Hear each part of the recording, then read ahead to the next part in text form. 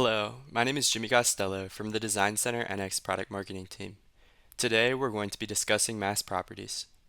Mass Properties is a dedicated toolset within Design Center that provides engineers and designers with the essential capabilities to accurately calculate and analyze the physical characteristics of their 3D models and assemblies. This powerful functionality acts as a digital scale and balance, offering deep insights into how designs will perform in the real world long before any physical prototyping begins. Understanding the weight, center of gravity, and moments of inertia of a component or an entire product is fundamental for ensuring design integrity, stability, balance, and structural integrity, which ultimately helps prevent costly redesigns.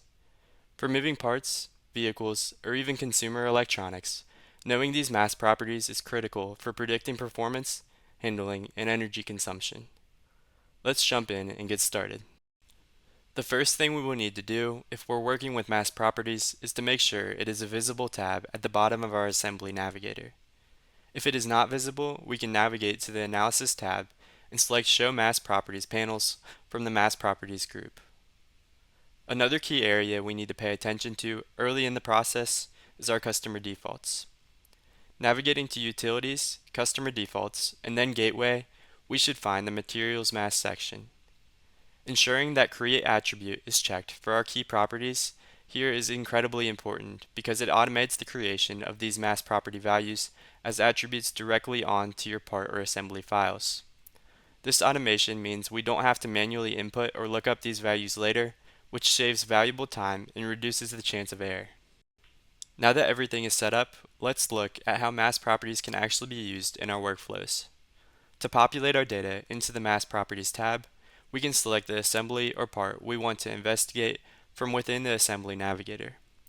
Doing this will provide us with a number of critical properties, including but not limited to the mass, weight, density, and volume of our selected assembly. You may notice that our mass status is currently displaying a yellow question mark. This indicates that we need to refresh our mass properties to ensure we have the most up-to-date information available regarding our assembly. Some other important mass status symbols include the green check mark, which indicates that the mass is up to date, a spray bottle to indicate a coating has been applied to a part, and a green hand to indicate the mass for a part uses an asserted value rather than the from design value that Design Center automatically calculates using previously defined materials. To make sure that we are viewing the most up-to-date version of our assembly, we can select the Update button from within Mass Properties, and the green check mark will reflect that our values have been refreshed. Another cool part of Mass Properties is the ability to input your own data.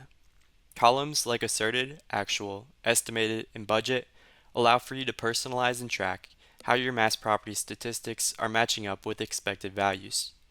Additionally, the max limit column at the end of the table can be used to flag mass values that are too high, producing a red X in the mass status column when values are flagged. This personalization isn't just limited to assemblies either. If we select a specific component, like this end shield in our gear motor assembly, we can again add custom values to ensure we take a detailed approach to completing our design.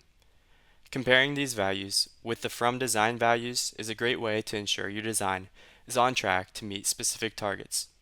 In this example, our max limit values for mass and weight are a bit below the values gathered from our current design. To address the issues here, we can perform a material change by navigating to the Tools tab and then assign materials from within the Utilities group.